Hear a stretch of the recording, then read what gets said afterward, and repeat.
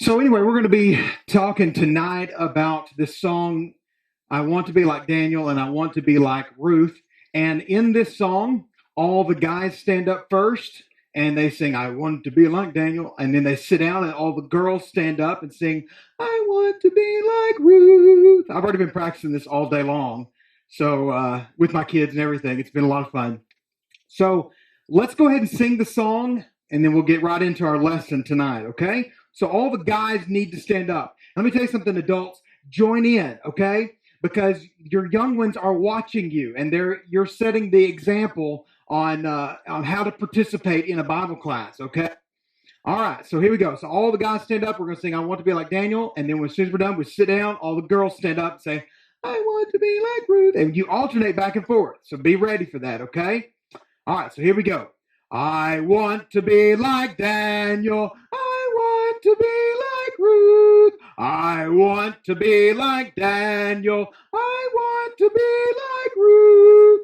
For Ruth was also good and kind, and Daniel was a mighty man. I want to be like Daniel. I want to be like Ruth. All right, good job. Good job, everybody. We got to sing it again, though, okay? One more time, just so that we can get the hang of it real quick. Won't take us long at all. Okay, here we go. I think this is it. Yeah. 1, 2, 3, 4. Yeah, here we go. Okay, so all the guys, you ready? If you're at home watching, please, in your living room, stand up and be a part of this, all right? All right, so here we go. I want to be like Daniel. I want to be like Ruth. I want to be like Daniel. I want to be like Ruth. 'Cause Ruth was also good and kind, and Daniel was a mighty man. I want to be like Daniel. I want to be like Ruth. All right, good. Thank you. Thank you so much for participating in that. I know it's not typical of a Bible class, an adult Bible class, but times are different now, and so it's good for us to just adapt with that. Well, I'm very excited about this lesson tonight. I want to be like Daniel. I want to be like Ruth, because we're going to just look at each one of these characters and find out, why do I want to be like Daniel? Why do I want to be like Ruth? Now, the song says, I want to be like Daniel because Daniel was a mighty man, right? And Ruth, because Ruth was also good and kind. Sorry at home if that's on your sound system at home in your living room. But anyway, the whole idea is that these people are people that we should be like. We want to emulate those kinds of people. I want to be like Daniel because Daniel was a mighty man, but not just because of great strength. I don't know what his ability to lift certain things was. I don't know if he was, strong and mighty in that way. But there's other great characteristics of Daniel that I want to be like. And Ruth, even a man can say, well, I want to be like Ruth because Ruth was oh so good and kind. And there's nothing wrong with that. But there's other qualities that Ruth had that we all need to emulate in our lives. We all need to be like, okay? So when we go through this, I think it's fantastic for us to see that it doesn't matter what your gender is. These are people in the Old Testament that we want to be like, and there's so many. Honestly, you could have a whole bunch of songs and lessons on people that we should be like from the Old Testament. I'm reminded of that passage in the New Testament that says, those things that were written beforehand were written for what? For our understanding, right? We're to look back at those stories and those people from the Old Testament so that I learn who God is and I learn what God is expecting of me. Those things that were written beforehand, they're written for our instruction. They're teaching us something. So when we look back at Daniel and we look back at Ruth, these are two people that we want to be like. I want to be like Daniel. And we're going to find out exactly why tonight. Now, the name Daniel means God is judge. God is judge. It's so appropriate for the time that Daniel lived in, for this man Daniel have this name, okay? Because God is judge. And you see all throughout Daniel's life, this transition from one government power to another government power. You see all kinds of debates that are going on between two different kinds of thought processes. And really, what the man of God realizes is that God is in control. God is our judge. Oh, wait a minute. That sounds like a lesson that we need today. When debates go on in our own lives and we see those butting heads between two different things, we need to realize as God's people now that God is our judge. God is in control. God is the one who rules. And that's really the whole lesson in the book of Daniel anyway, is that really it is God who controls both incoming and outgoing governmental affairs. And Daniel is a part of that. Now, Daniel was given another name in Daniel chapter 1. I think it's verse 8. Let me just make sure. The king gives Daniel another name, gives all of his friends another name. No, it's not verse 8. It's another one. Oh, there it is, verse 7. I knew it was close. Verse 7 says, the commander of the officials assigned new names to them, and to Daniel he assigned the name Belteshazzar, and to Hananiah, Shadrach, and to Mishael, Meshach, and to Azariah, Abednego. And so these men, they changed their names. Now this name, Belteshazzar, means may Bel protect his life. And we think, well, who is this Bel? Well, it's a god of Babylon is who it is. So these were ungodly people. These were pagans, and they worshiped false gods. And they worshiped gods like Baal, and they would worship a god named Murdoch. And really, a lot of times, those gods, they were pretty much the same thing. Murdoch was really a big predominant Babylonian god at that time. And this name Bel, it comes from that. And so he changed his name Belteshazzar to mean, may Bel protect his life. Now, we know because we can look at the whole story. We can see everything. We've got 20/20 vision. When we're reading it, we understand that it's not Bel that's protecting Daniel's life. It's God. God, the one true God, is who protects Daniel's life. So that's very important to kind of make note of as we go through and learn a little bit about Daniel. We're going to be all over the place. We're not going to be in one text necessarily. I guess if we were to say there's a text of Daniel that we're going to be looking at, it's mainly just chapter 1 and some of chapter 6. We're going to point out some things. But this is a story that you probably know, and if not, you're at least familiar enough with it. I would encourage you to read through the book of Daniel. It's one of my most favorite books in the Old Testament. I especially enjoy, the first 6 chapters of it, where you have those stories that go on from Daniel not defiling himself with the king's food, and the dream of Nebuchadnezzar. And then you have Shadrach, Meshach, and Abednego being thrown in the fiery furnace. You have the handwriting on the wall. And then, in chapter 6, my favorite in the whole book, I believe, is chapter 6. That's Daniel in the lion's den. And I believe, that's just one of my most favorite texts to preach from in the Old Testament, because you could find these great successes of Daniel in different areas of his life where he was successful. And I love that story. But the rest of the book of Daniel is very, very much apocalyptic writing. It's very visionary. It's very figurative.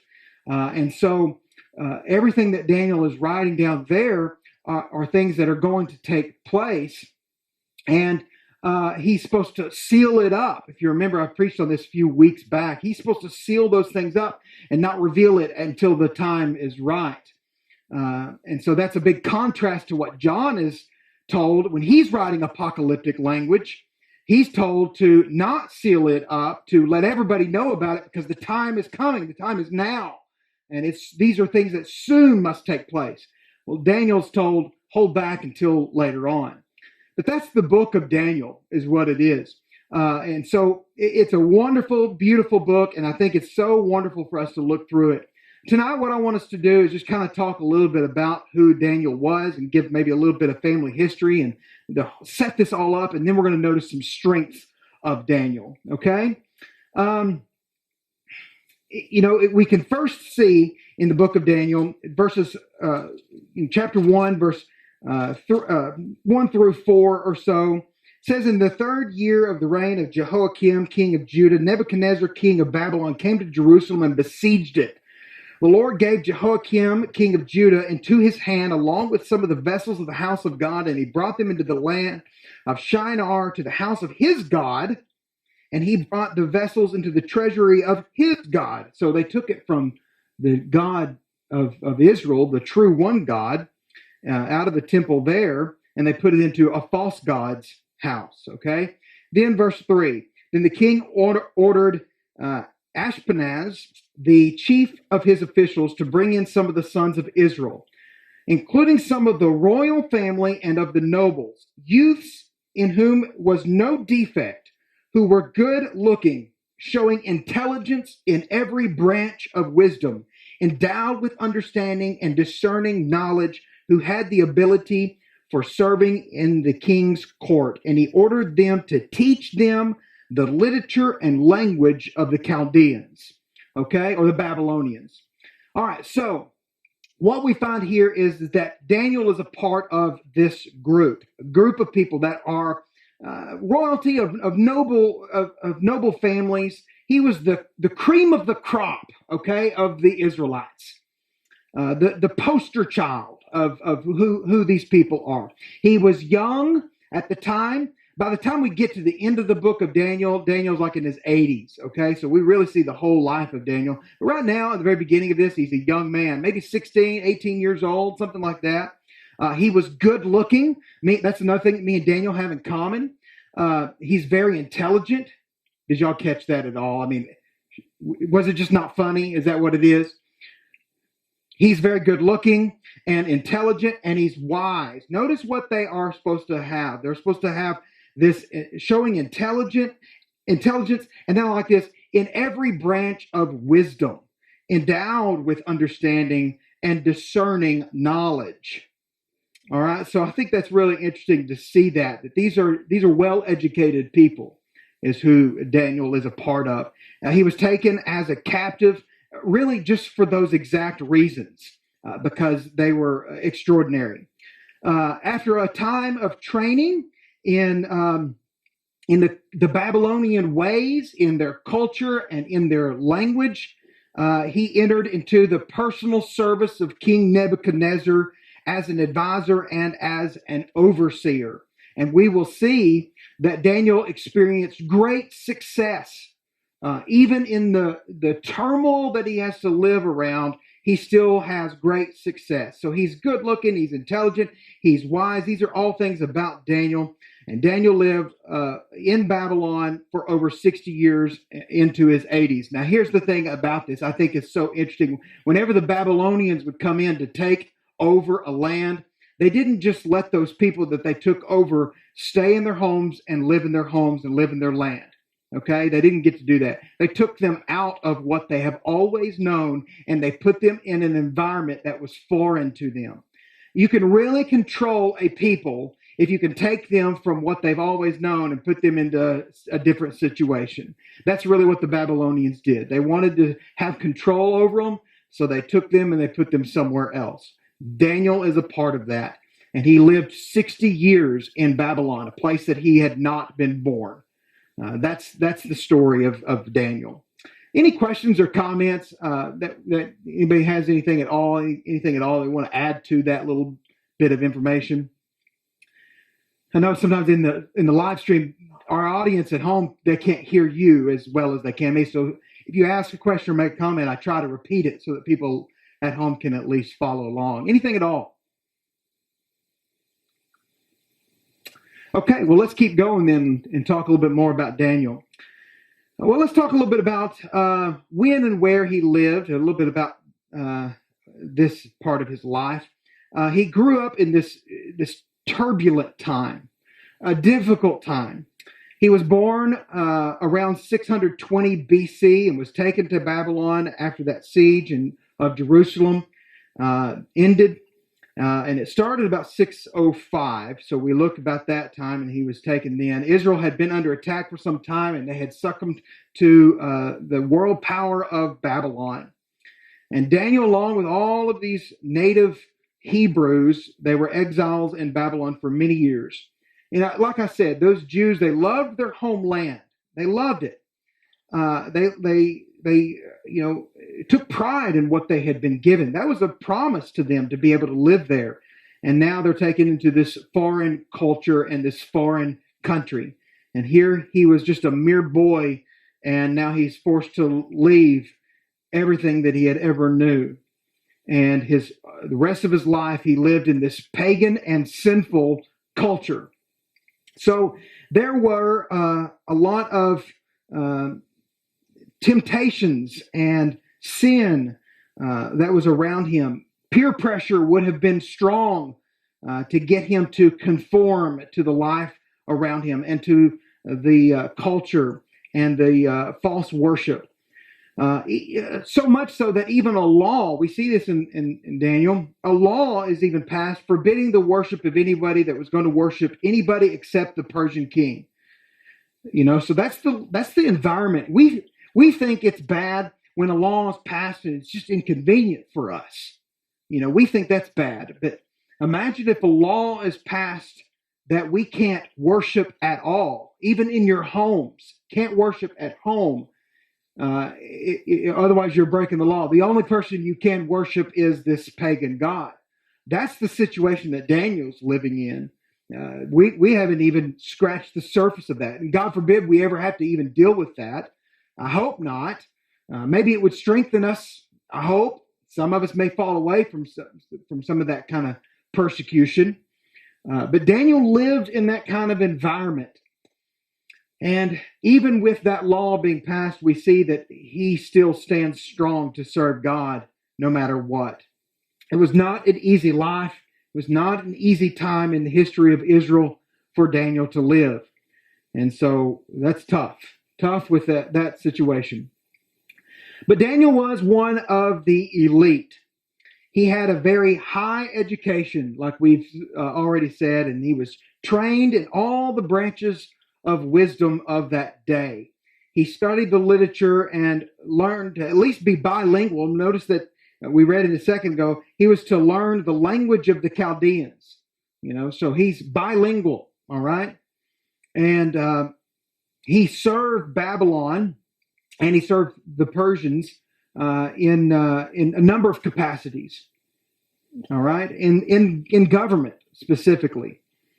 He was a wise man and an advisor in the personal service of Nebuchadnezzar. Look at chapter 1 and verse 19 through 20.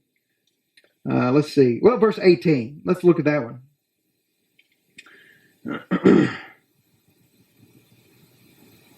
All right, verse 18 says, Then at the end of the days which the king had specified for presenting them, the commander of the officials presented them before Nebuchadnezzar.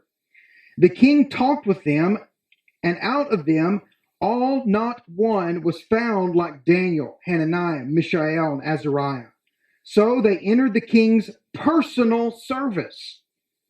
As for every matter of wisdom and understanding about which the king consulted them, he found them 10 times better than all the magicians and conjurers who were in all his realm. And so Daniel continued, verse 21 says, Daniel continued in that role of an advisor until the first year of Cyrus, the king of Persia. Okay? And so he's very, very successful. He rises to great success.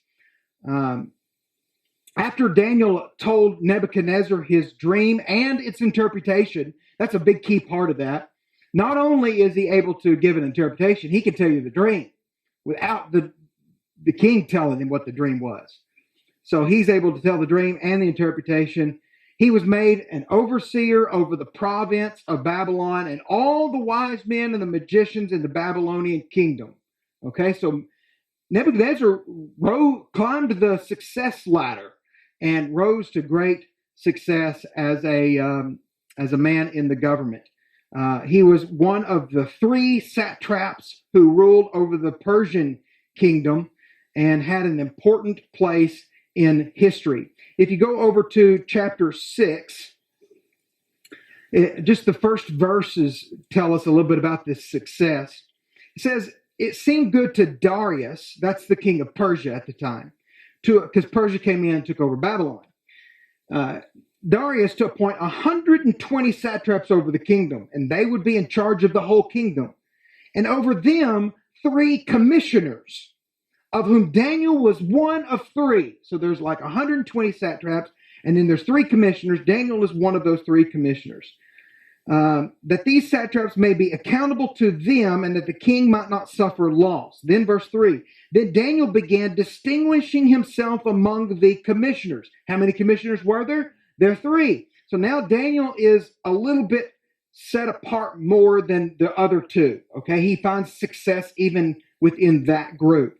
Among the commissioners and satraps, because he possessed, and I love this right here, an extraordinary spirit.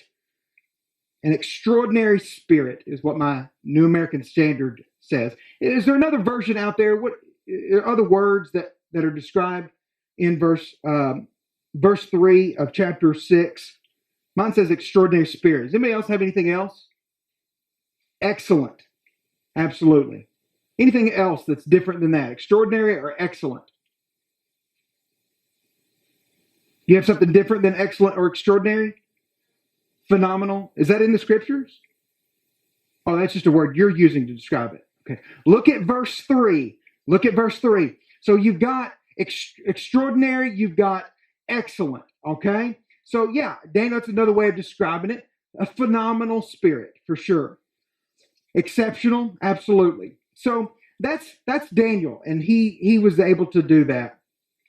He was honored to be able to serve in that capacity, and not just as an important advisor to those government powers, but also an important prophet for the nation of Israel and for the whole world. And even today, we look back to Daniel and to his prophecy. Especially we're looking back to chapter 2, where he talks about a kingdom which will never be destroyed. You know, that's the kingdom that we're a part of. So here we are, thousands of years later, we too look back to Daniel as someone who's telling our story too, as we're a part of that kingdom that would never be destroyed. So Daniel was honored by God to the extent that God gave him many sensitive visions and mysteries regarding the future. Many important things were revealed to Daniel because God knew what kind of person he was. Daniel had these special traits and gifts to understand the dreams and the visions and to give a correct interpretation. And so he distinguishes himself even further. What I love about Daniel, you ready for this? There is no weaknesses are listed or recorded in the scriptures regarding Daniel. You know, you see great men of faith. Abraham, sure, great man of faith, but even Abraham made mistakes. You see Moses, who led the people of Israel out of bondage. Even Moses made mistakes, so much so that he wasn't able to even enter into Canaan's land because of his mistakes. You see great men like Paul, who says, I'm the chief among sinners. Peter, who constantly kept his foot in his mouth. You know, great men. But when we read about Daniel, in all of Scripture, not one negative thing is said about Daniel. I want to be like Daniel. Now, reality is there's all kinds of negative things that can and have been said about me, because those things are probably true. There's mistakes that I've made. But Daniel, and I know Daniel's not perfect, but it's funny when they write out his life and they record everything that happens there, and even other inspired writers, they don't refer back to Daniel and say, look how he messed up here and persevered. They don't even write it down. He must have been pretty extraordinary to be able to be that successful. All right, so I talked about that. He had an important place in history. Let's talk a little bit more about his strengths. I'm going to just list them out, and we'll kind of see some passages that go along with this. First of all, Daniel, his first strength is that he has wisdom and discretion.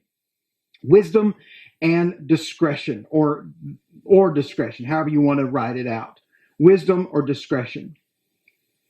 Numerous examples can be seen throughout the book of Daniel about his wisdom. It begins with that. He's supposed to have this kind of wisdom, and it begins with him, as a youth having this kind of wisdom, and you see that all throughout the book. He was never one to act hastily, but he was patient and he was prayerful. That takes wisdom. That takes wisdom. Me, when I see something, when there's confrontation, when there's something that's going on, I act hastily sometimes. I say things that I shouldn't say. I do things that I shouldn't do. And I need to be more like Daniel. I want to be more like Daniel and show wisdom and not act so hastily, but be patient and be prayerful. He waited for the right time and the right opportunity to act. And then he did act with great modesty. You could see some great examples of the way that he dealt with the commander. Look over at chapter 1 and verse 8.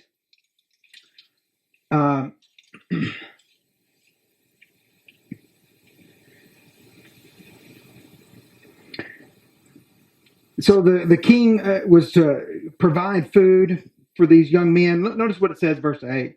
But Daniel made up his mind that he would not defile himself with the king's choice food or with the wine which he drank. So he sought permission from the commander of the officials that he might not defile himself. Now God granted Daniel favor and compassion in the sight of the commander of the officials. And the commander of the officials said to Daniel, I'm afraid of my lord, the king, who has appointed your food and your drink. For why should he see your faces looking more haggard than the youths who your own age? Then you would make me forfeit my head to the king. But Daniel said to the overseer, whom the commander of the officials had appointed over Daniel, Hananiah, Mishael, and Azariah, please test your servant for 10 days. And let us be given some vegetables to eat and water to drink.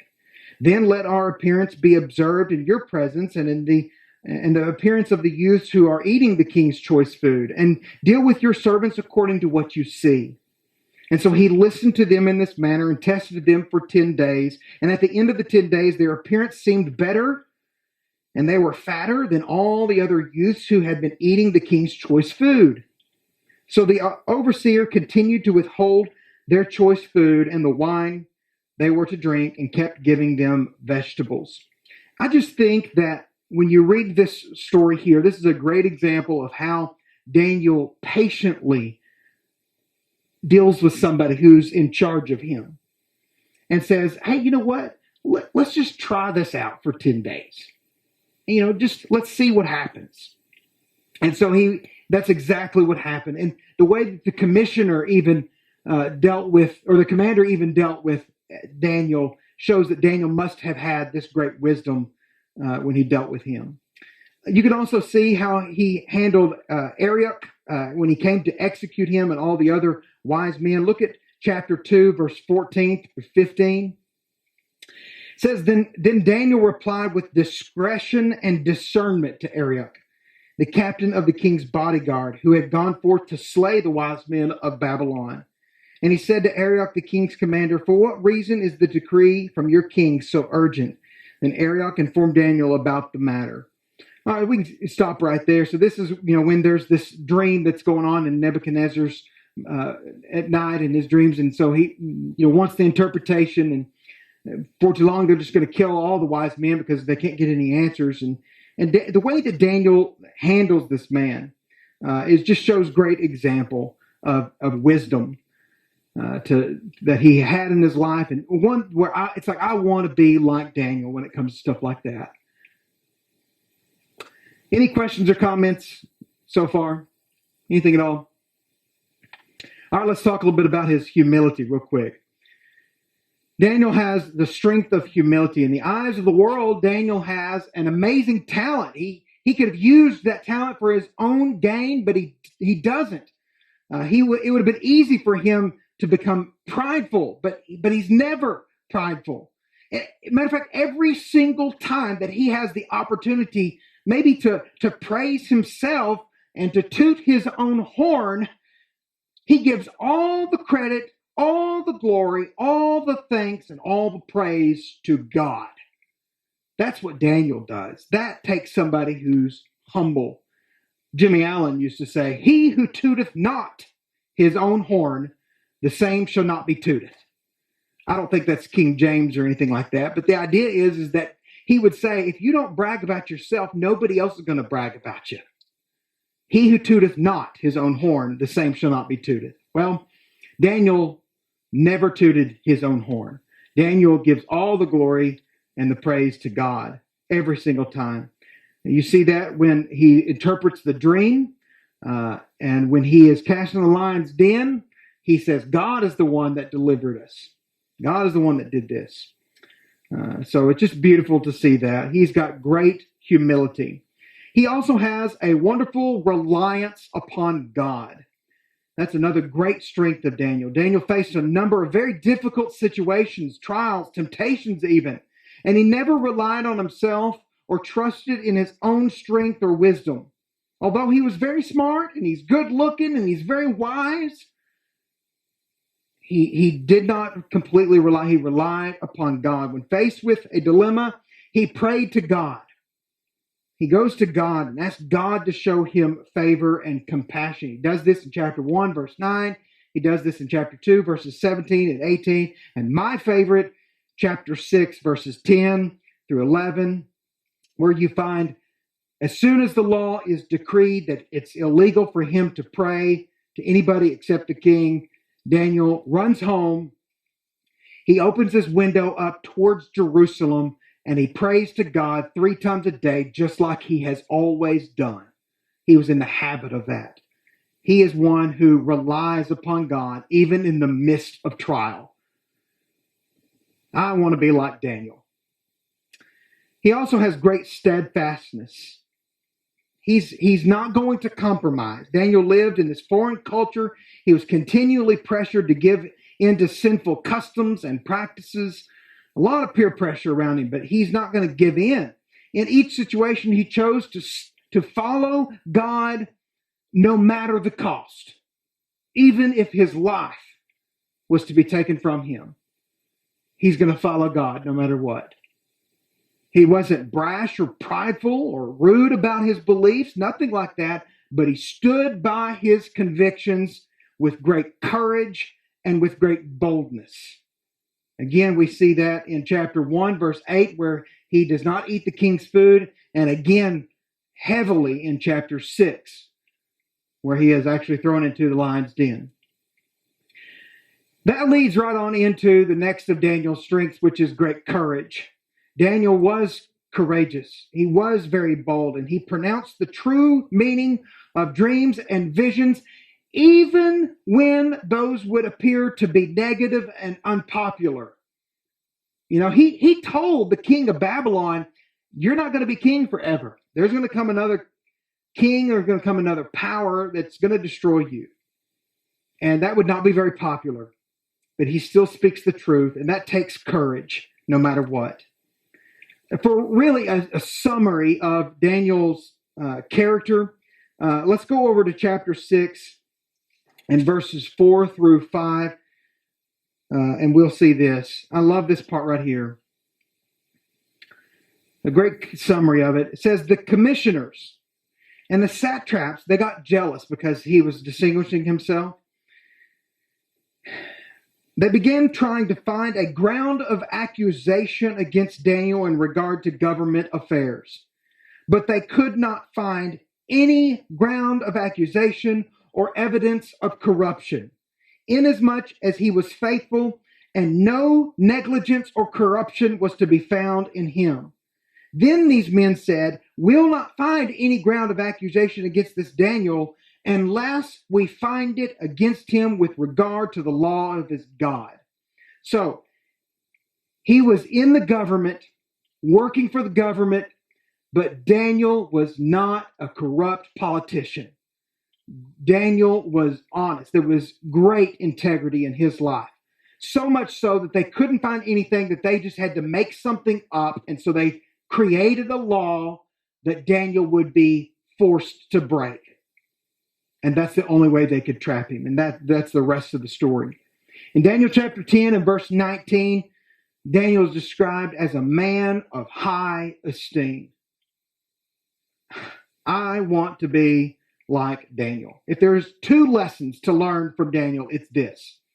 God protects and blesses those whom seek him and put him first. Those who seek him and put him first. God protects and blesses them.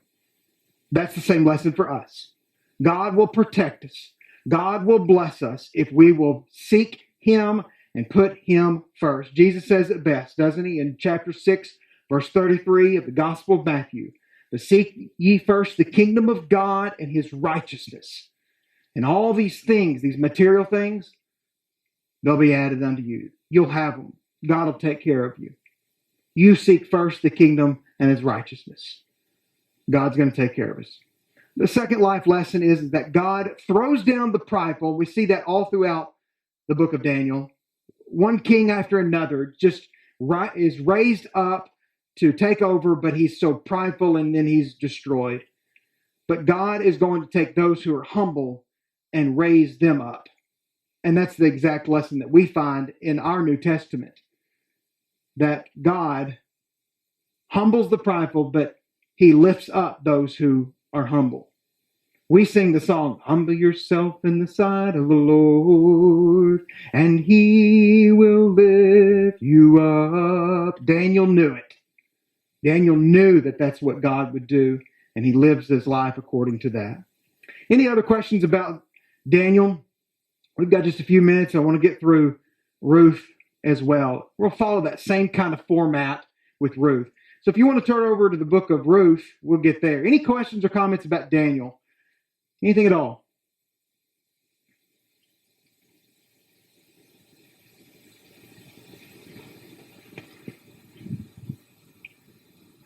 All right, well, let's talk about Ruth for just a little bit. Oh, I love Ruth. I'm studying the book of Ruth right now for the last class in our master's program. We're studying Joshua, Judges, and Ruth. Ruth is such a simple little book. It's just 4 chapters, isn't it? I've read it a couple times. Yeah, 4 chapters. And it's such a great, great story. What you find about Ruth is that she is oh so good and kind. That's really what it is. We sing the song, and it's true. Now, the name Ruth means friend or friendship. And she's married to a man named, I'm going to try to pronounce this correctly, Elimelech. Thank you. Elimelech. And so his name means my God is king.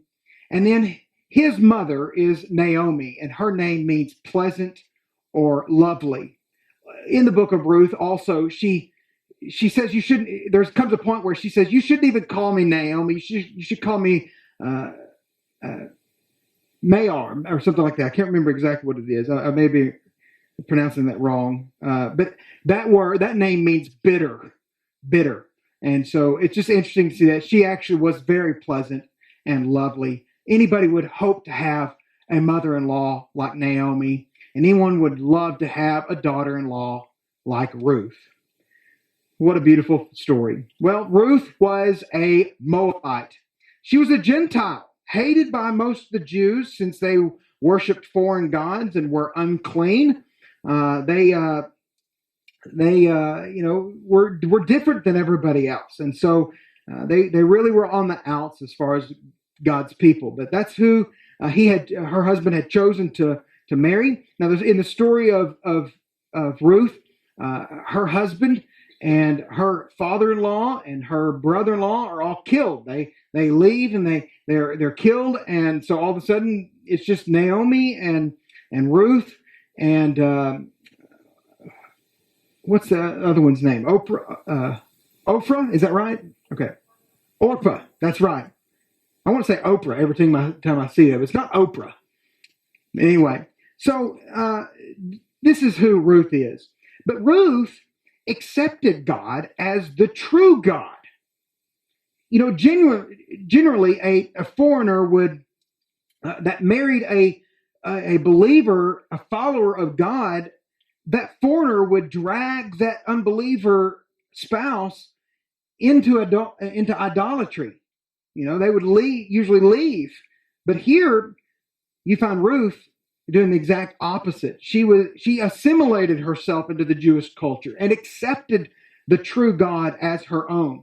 She gave up her own country, her own people, her own gods in order to follow this one true God and really follow her mother-in-law back into Israel. Later on in the book of Ruth, we find that she marries a man named Boaz, and she becomes an ancestor to David. I think Ruth and Boaz give birth to Obed, and then Obed gives birth to Jesse, and Jesse gives birth to David. So it's like Ruth is just, the great grandmother of David, and then obviously follows through into Jesus's lineage as well. That's who she is. Accepted God as the true God, married into Boaz. Yeah, I just covered all that. Good. All right, so where she lived and what her life was like, she began her life in Moab, which was an enemy of Israel, and then she moved into Israel, and these two countries, they fought against each other. And she lived in the time of the Judges, approximately around 1000 BC, okay, 1,000 years before Jesus. This was a difficult and ungodly time in Israel. You should read through the book of Judges. Honestly, it's a scary book. If they were ever make a movie about the book of Judges, it would be rated R for sure. It's scary. The things that go on in that. But this is the life that was around Ruth at this time. There were wars continuously. No king or authority ruled over the land. They just had all these judges. And really, when you think about judges, don't think of a man in a black robe or anything like that. You need to be thinking more like a commander of an army, okay? That's really what that term means. They would just have one rise up after another that would just take over, and they were the ones who would rule. There was no law. Everybody, you'll see this in the book of Judges, everybody did what was right in their own eyes. That's the life that Ruth had around her. It was during this time period that people followed the custom of the Levite marriages. This meant that if a woman's husband died, like Ruth, she had no children, then the husband's brother or closest male relative had the responsibility of marrying her to raise up an heir for the deceased. That's the kind of life that she had to live. That's the kind of culture she had to deal with. Land rights were also passed on under this custom, and the land was supposed to stay within the family from generation to generation.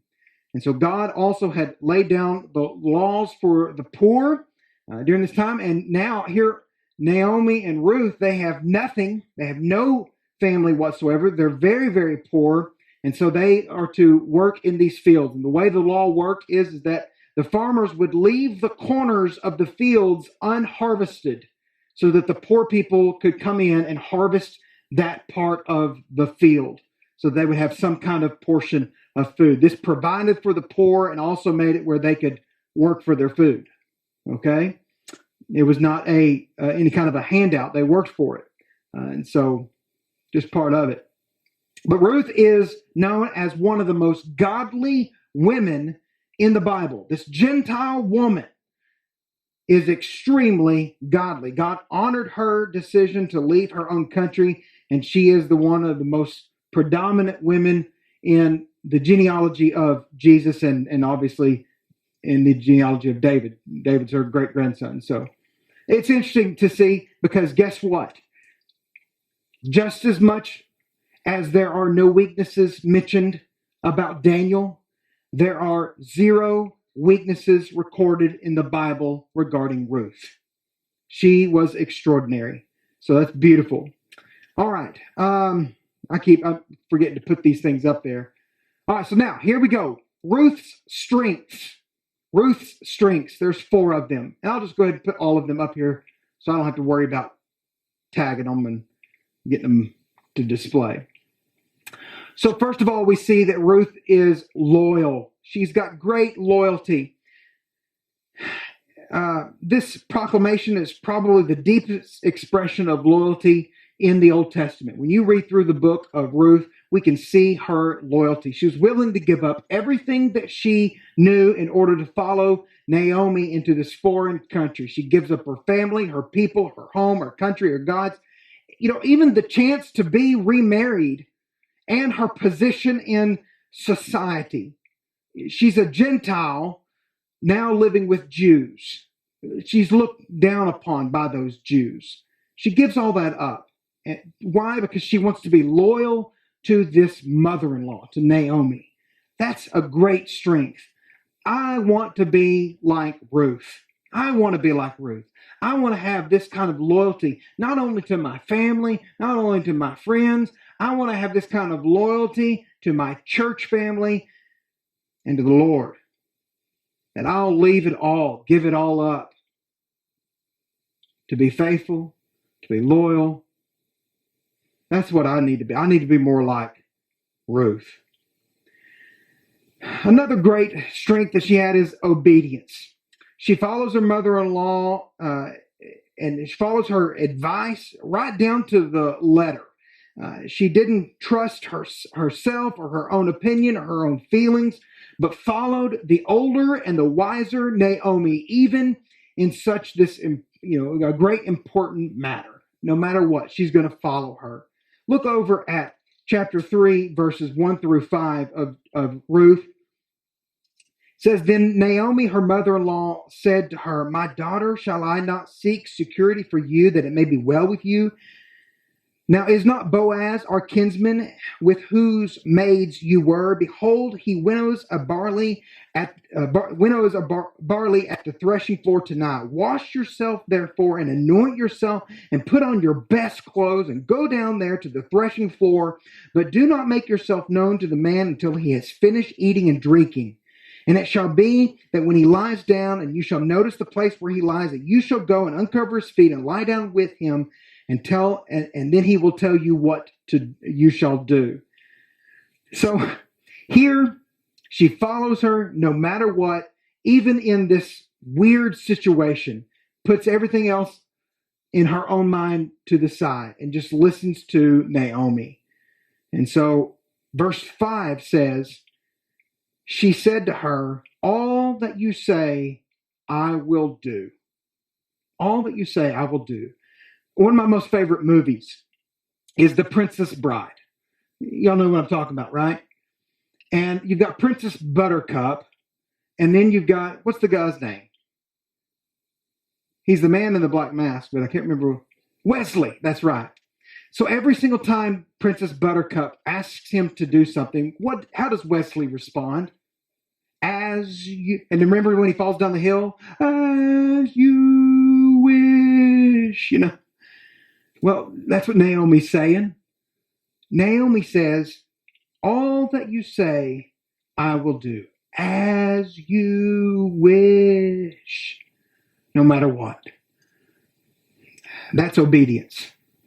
That's obedience. Another great strength that she has is love.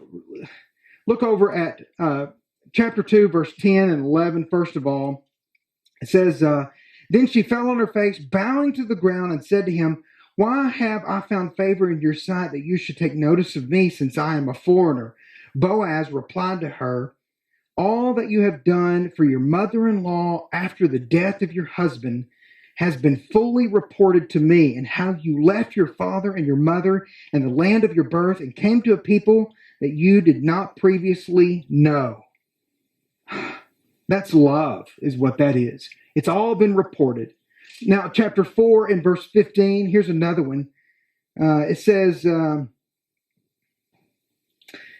that he also be to you a restorer of life and a sustainer of your old age, for your daughter-in-law, here it is, who loves you and is better to you than 7 sons, has given birth to him.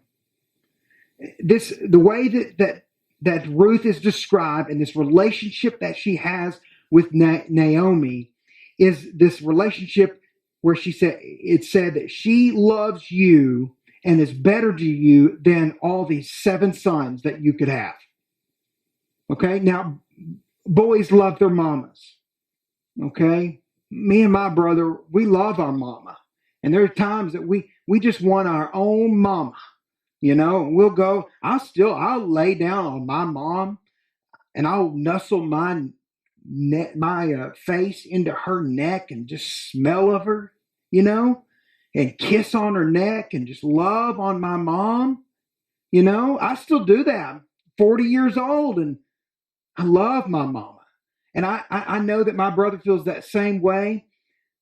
Well, Ruth loves Naomi even more so than 7 sons, no matter how many times that they may nestle their faces down into her neck. That's love. That's great love that she has. Ruth shows this great love to her mother-in-law. At any point in time, she could have left Naomi and pursued her own goals, but she doesn't. She doesn't do this. She's loyal and she loves her. She cared. She provided for Naomi to such an extent that it was well known throughout the town. The people even said Ruth was better than those 7 sons that she might have. And then the last strength that I want to go over real briefly before we close tonight is diligence. In chapter 2 and verse 3, we see it's described, it says, so she departed and went and gleaned in the field after the reapers. And she happened to come to the portion of the field belonging to Boaz, who was of the family of Elimelech. Now, it's just beautiful here. She goes and she works and she gleans in the field.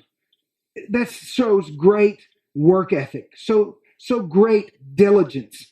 And she was a diligent young woman, went out to harvest food for herself and for Naomi. She worked hard for days to be able to sustain them. And she didn't sit and wait for help. She could have, she could have just waited for someone to provide for them, but she goes and works for it, even though they're poor. That is amazing. I want to be like Ruth. Real quickly, 2 lessons, life lessons from Ruth. God always protects and blesses those who seek him and put him first. Wait a minute, Alex, didn't you say that about Daniel? Yes. I want to be like Daniel, and I want to be like Ruth. Why? Because God's going to protect those who are seeking him first. Ruth sought after pleasing God. That's what she wanted to do. The second lesson I think is important. I didn't really touch on this a lot at all, but it's certainly a lesson that you get from this book is that skin and race is not important in the eyes of God. It's not important in the eyes of God. Here she is as a Gentile living in this Israeli world, and certainly as a foreigner. And God has great blessings in store for her, enough to where the lineage of his only begotten son comes from this Gentile. That proves God doesn't look at skin color. God doesn't look like race. He doesn't look at what language you speak. God is not concerned about those things. What's God concerned about? Man looks at the outward appearance, but God looks at the heart, doesn't he? He looks at the heart. And we see that in this story and also in the story of Daniel.